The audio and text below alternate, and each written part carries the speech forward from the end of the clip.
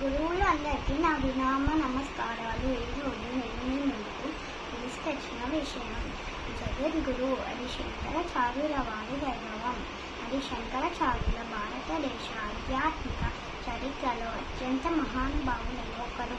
కేరళలోని కాలాది అనే చిన్న గ్రామంలో జన్మించిన ఆయన చాలా చిన్న వయసులోనే అసాధారణమైన ప్రతిభను ప్రదర్శించారు. బాల్యదశలోనే వేదాలు ఉపనిషత్తులు పూర్తిగా అభ్యసించి సన్యాసం స్వీకరించారు. ఆయన ప్రధానంగా ప్రచారం చేసిన తత్వం అద్వైత వేదాంతం. ఈ సిద్ధాంతం ప్రకారం బ్రహ్మమే సత్యం, జగత్ మిథ్య, జీవం బ్రహ్మమే నిరాకారం. అంటే మనలోని ఆత్మ మరియు పరమాత్మ ఒకటేనని చెప్పారు. ఈ ఆలోచన మనుషులలో ఉన్న భేద భావాలను తొలగించే ఐక్యత్వాన్ని బోధిస్తుంది. శంకరాచార్యుల భారతదేశం అంతటా పర్యటించి అనేక పండితులలో వాద నివాదాలు చేసిన సనాతన ధర్మాన్ని పునరుద్ధరించారు. ఆయన స్థాపించిన 4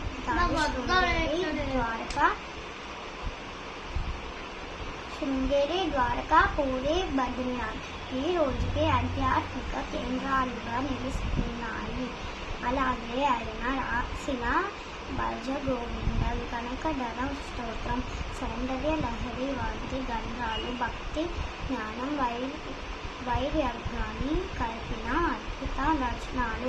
మొత్తం చూస్తే శంకరాచార్యుల వారు కేవలం తత్వవేత్తగానే కాక సమాజ సాంస్కృతిక ఆధ్యాత్మిక గురువుగా భారతీయ సంస్కృతికి నిలబెట్టిన మహానుభావుడిగా నిలిచారు.